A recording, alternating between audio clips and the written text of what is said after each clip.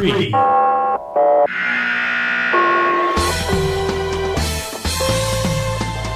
A live podcast sponsored by the Marin Fire History Group. All about the history of the fire service in Marin County, California.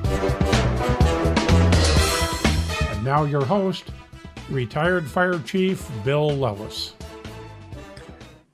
Welcome to the Marin County Fire Chief's April broadcast. It is 2:30 here on the shores of the San Francisco Bay, and the temperature outside is in the 80s, and believe it or not, the grass is starting to turn brown.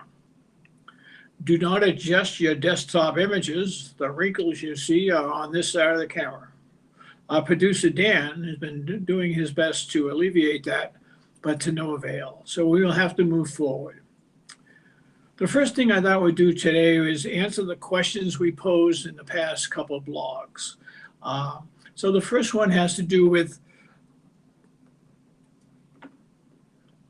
the logo stamp that we use for the website. And we asked the question, what logo was missing from the fire truck? Oh, come back. It's not coming back to you, Tom. Dan, I got the wrong slide. I moved. There you go. Okay, well, I'm sorry. We're sorry about that, but we'll get back. The fire truck that you see in there was the state of the art in 1948 when the stamp was issued. And what the logo that's missing, it's hard to see, but is the standard Mac Bulldog that is up over the radiator. The United States Postal Service has a rule that they will not put any advertising on the stamps that would give an advantage to a purchaser. So that is a 1948 Mac type 85, and it pumped 750 gallons a minute, and it is the proud vehicle of the Riverdale, Maryland Volunteer Fire Department. And I do not know if it's still available for viewing. If someone knows that, please let us know, okay? So,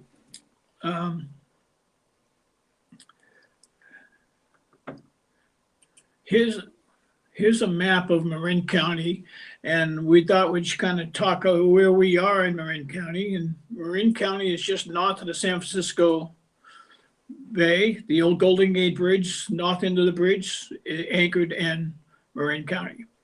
And Marin County is basically from the Spanish origin and was all land grants. And as you can see in the map, they all have Spanish names. The only exception to that is the term Marin. Marin is a Miwok Indian that was born and raised in Marin County, and Chief Vallejo, who had all the land grants given to him and he would give them up, named it for that fire chief. So that's how Marin got its name, and it's kind of unique. Just watch over here, Okay. Bill, and you'll see him change. The question we asked about the doghouse, the doghouse is a protector of the key. When the boxes first came out, as you recall in a past blog, the first keys were, there was a sign on the box telling you where the key was. It's in some business. And then they started putting the key, and then the key would get broken off or stolen. So they came up with this protection, and it's called the doghouse. And now that's how it's got its names. But the keys now, the average citizen, but you still had to break the glass. So that's the story behind how the doghouse got its name. This is the San Quentin Prison, which is in Marin County. It's probably one of the oldest institutions in the state, and happens to be in Marin County. And San Quentin, again, is named for an Indian chief of the Miwok Indians, the word San Quentin. In this photo, you'll see two ferry boats coming out of the ferry terminal in Larkspur. A unique thing about the San Quentin Prison is the fire department is run by and staffed by inmates. An inmate who would like to be the nice thing about being a fireman in San Quentin, you get to live outside the walls, and you can have free access to the prison. And But the problem, not the problem is, but there's some restrictions to being a fireman. You can't be in there for a manslaughter or arson. any kind of sexual case, and you can't be up for parole for 5 years because they want to train you and they don't want you to have to go out on parole. So, but you can be, and the captain on shift is a paid captain by the state, and there is a fire chief who's a paid fire chief by the state. But all in all, the fire suppression, and they are allowed to come off out of the prison onto the highways, which they do. They've made some great rescues in the Bay. So, but it is run by prisoners. So it's a big institution here in the county. Here's the lookout on the top of Mount Tamalpais. Now, Mount Tamalpais it's a mountain that's over about 2,700 square feet. And in some parts of the country, that would be considered a hill. But since this mountain actually, its foot has to be in the Pacific Ocean, and it's so high next to the ocean, we get to call it a mountain. And this is the lookout that one of the lookouts in the county that was there for wildland fires throughout the county, and it's staffed during the fire season.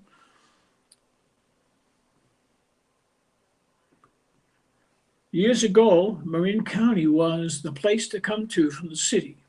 It's a very unique situation to have a large city so close to rural areas. And in the rural areas, they put a train that ran from Mill Valley to the top of the mountain where there were restaurants and places to do and see, and come back down. But restaurants were probably the cause of a lot of early fires on the mountain. And he finally came out of today you could not put that train on the mountain, but it would be filled every weekend with visitors. So, but it did make the tracks made a great fire trail around the mountain. This mountain has not had a major fire on it since probably 1927. And we're all just kind of holding our breath waiting for that day. The tonnage per acre on this mountain is incredible. So watch this site for a future, we hope, disaster, not a disaster. One of the inventions that comes out of Marin County in the little town of Ross is the cam siren. The cam siren was made by, the question was, what did the name Conrad Alfred Musendorfer have to do with the cam siren? Officials, Conrad C, Alfred A, Musendorf M. The son came up with the name for the siren, and it's called the cam. They were, as I said, they were made in Ross. They're made at his home, in a shop next to his home.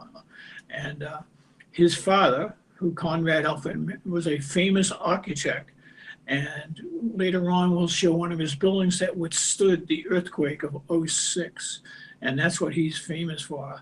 When the city collapsed under the earthquake, most of his buildings survived. So he came out of history with that title. So that's the cam siren. They were sold to Santa Rosa Company and went into history. They're no longer, but we do own a couple of them. And there's a great story we're going to tell later on one of the gentlemen who worked and designed those. He's probably now about, when we interviewed him first, he was 101, and he's probably in 106 now, and still goes hunting. He's a very active gentleman, and his name is Mr. Saldovini. The mountain is protected. Here's the mountain fire station that's run by Marin County Fire Department up on the Throckmorton Ridge. It's basically, its primary protection is the mountain, but it does do, as you can see with the apparatus, it does suppression of structurals also, and EMT and paramedic service. But it is on, this is the picture of Mr. Conrad Musendorfer, the father of the inventor of the cam siren and the architect. And Mr. Musendorfer was responsible for getting Ross in the county of Marin its first motorized fire apparatus, a chemical engine. So he was on the city council at that time, very active in the community, and very well known and a very wealthy gentleman. We're going to talk a little bit about the Cincinnati steam engine that was built by Mr. Lotta in 1852. In the 1850s, the average city in the East Coast, was, let's call it east of the Mississippi, was beginning to get very, very large. Buildings were starting to get much taller, but they were still run by volunteer fire departments who had pumpers, hand pumpers. The modernized engine is just about to come onto the marketplace. And if you ever see the movie Gangs of New York, there's a great scene where the two fire companies are arriving at a building and they fight amongst themselves to the point of who's going to put out the fire. And while the fire is, the building burns to the ground. So in Cincinnati, that was happening. And how it worked in Cincinnati, there were 15 engine companies. They owned their own equipment. They answered to nobody. They were independent. And totally, they had over 1,500 men and boys who were part of the fire department. Now, keep in mind, 1850s, being a fireman was a very prestigious position in the community.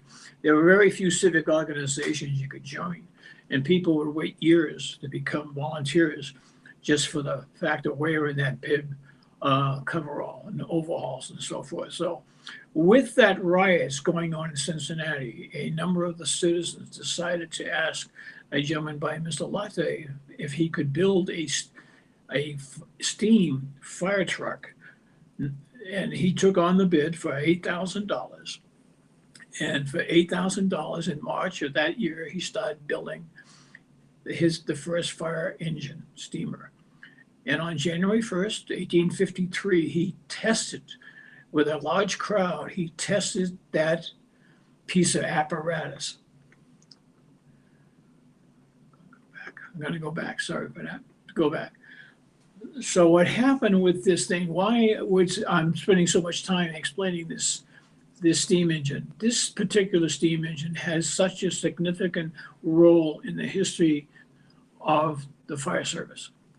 Now, take in mind that a hand pumper took 12 to 16 men to pump. That is a lot of energy and a lot of manpower. The steam engine only required 5, and it could pump 1,000 gallons a minute as to the 250 that the hand pumper could do. So it was quite obvious. Once that steamer ran the test, the council put it in service the same day and ordered 2 more steamers to be built. So what happened with that and why this is so significant, people from Chicago, New York, Boston, New Orleans all came to Cincinnati to see that steam engine and to see how the fire department was now organized. And it changed the shape of the fire service forever. In 1855, a gentleman by the name of Joseph Witterbloom was putting a test on for a group of engineers from Chicago. And the one drawback to a steam engine was the noise it made. It was almost impossible for the engineer to hear anybody talking to him when he was close to the engine. And in this case, the pressure was going up.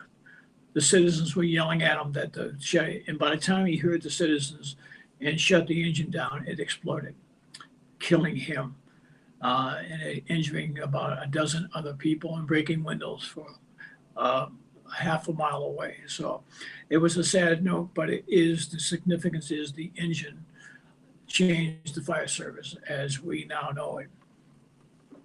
Again, getting back to the Marin County Fire Protection, here's a volunteer outfit on Bolinas. Bolinas is right on the shores of the Pacific Ocean, out in what we call West Marin, and it's run by volunteers. As you can see, they have a very nice fleet, very nice station, and they do a great job for the community out in Bolinas. Here's a photo, an image of the fire truck, the steam engine blowing up. That is in the Cincinnati Fire Department's historical site. You should visit that. It's a wonderful site that Cincinnati has put out. We're going to talk about it in California in April, and especially in Marin County. April is kind of earthquake country because on April the 18th is when the earthquake occurred. Now we have earthquakes every day here in the area, in the Marin County, in the Bay Area, and some of them you can feel, some you don't feel, but they're there all the time. And this one here that happened at 5:30 in the morning. Just before the big quake happened, there was a little tremor. Nobody paid much attention to it. And then at 5:30 in the morning, 7-point earthquake occurred, destroying the city. And that's what we're going to look at now. It's kind of a look back. And here's City Hall. So if that was your communication center, one of the first buildings to go was your City Hall. And there's a picture of it right there. A funny thing happened, though, after the quake. When they examined the City Hall, they found the contractor did a lot of illegal things and cheated them out of a lot of money. But that's the only positive thing that came out of it. But if that was your communication post center, you're out of luck. This earthquake would displace over 25,000 people, and would burn the entire city down almost until they started using dynamite to blow buildings up to make a fire break. And you can see during the quake, the congestion. How can a steam engine get through there? At that time, San Francisco had a number of steam engines, but how would you get and even use them with this kind of chaos that was going on? And this would probably take 2 or 3 days to resolve itself. Again, looking up from Nob Hill, looking down into the city, into the San Francisco Bay towards Oakland, you can see that it's coming. The building they're sitting next to and sitting there has already been destroyed. This is great. I had an opportunity in the earthquake of '87 to go over to the next day in San Francisco. And this photo looks just like a photo I took in 1987 when the earthquake came that took the overpass down in Oakland. But this is what happens when one side of the earthquake, it's called the San Andreas earthquake. It moves north, basically. So everything north of the earthquake moves north. Technically, if you live long enough, Los Angeles should be right outside San Francisco. Here you see some steam engines going to work, going probably back to the station maybe, but they did lose 2 steam engines during this fire. These steam engines were made in New Hampshire. To show you the power of this is a fence that's out in the town of Point Reyes. It's now in the National Seashore National Park. And this is a fence that has moved 12 feet. The one side of the fence, the upper part of it was on the west side of the quake, and the other side is on the separated 12 feet. You cannot, it's hard to even imagine the earth moving that much. And you can get an understanding of why the destruction was so great. So here in California, we're always saying the big one. If anyone says the big one to you, they're meaning, when is Grandma San Andreas going to let go again? So it's, the scientists keep trying to do all kinds of things to study it and get early warning, but it will happen, I'm sure. Firemen rescued and worked hard to rescue people. And one of the sad things, here's a train out at Point Reyes where that fence was. You can see what the earthquake did to the train. It just knocked it off the track. Little girl and a dog are just taking a look at it. Amazing. And you can see the steam engine is still working. A sad thing happened on the moment of the earthquake. The moment of the earthquake, Chief Sullivan of the San Francisco Fire Department lost his life when a taller building fell on the station he was sleeping in. So not only did you lose City Hall, which may have been your communication center, now you've lost your number one man, the fire chief. So it was a sad thing. Other firemen in other stations also lost their lives when taller buildings collapsed and fell into them. So in California and in Marin County, April has a little significance because it's earthquake time. I had the opportunity to go out to Skywalker Ranch to do some research. And this is a meadow with a tree that has been planted in memory of a gentleman by the name of Tom Forster. We all know Tom Forster here in Marin County as the leader and the inventor of this website that we're now talking to you on. George Lucas, who owns the ranch and who Tom worked directly for, planted this tree in his memory. And when asked why he planted it in this particular meadow, there's a road that goes directly to the main house where George's office is.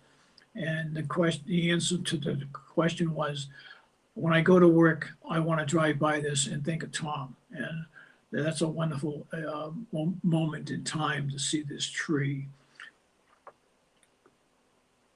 And a plaque says, and of course, in living memory of Thomas Nelson Forster, May 2018. He still and will be missed. What I wanted to talk about a little bit now is just what you look for in the future and upcoming shows. We're going to be talking next month. There's a great article going to be on the what we call the tunnel fire in Marin County. It's called the Porter Hill Tunnel Fire, a railroad tunnel that collapsed and took the life of a 21-year-old fireman from Alto by the name of Frank Kensler. So that's going to be a wonderful story that next month. Watch for it. It's written by Bob Marcucci, retired fire chief out of San Rafael. We will be talking soon about chemical fire engines when they came to Marin. The first motorized piece of apparatus came to the town of Ross, where the cam siren is made.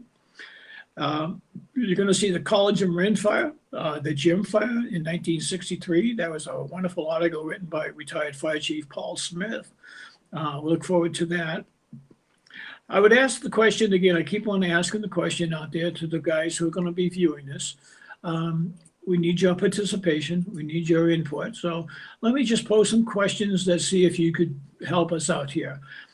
Who was the first woman in your fire department that became a volunteer? Just ask that simple question. If you know a name, get an image, put down 500 words, write it up, give it to us.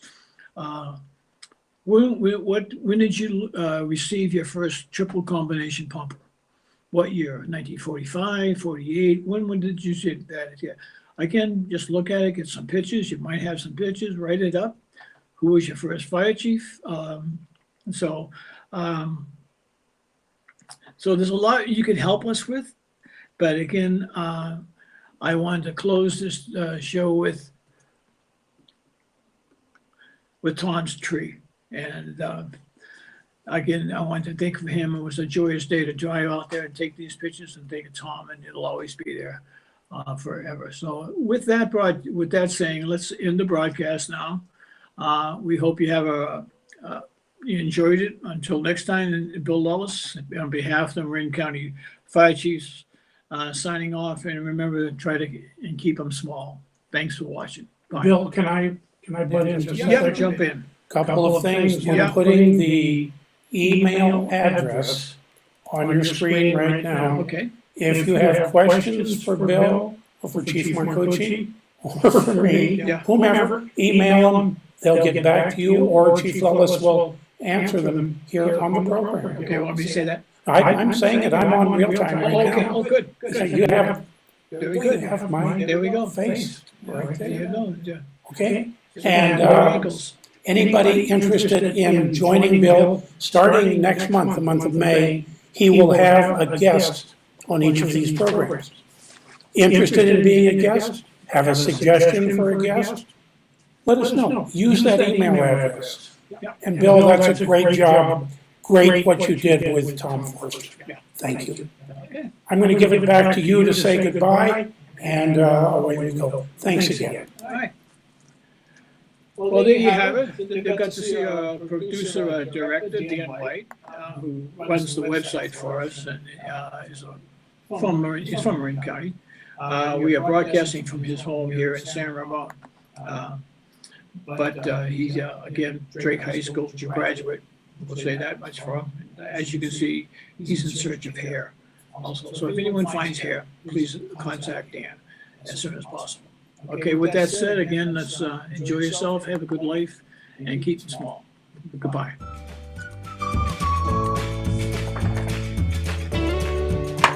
What do you think?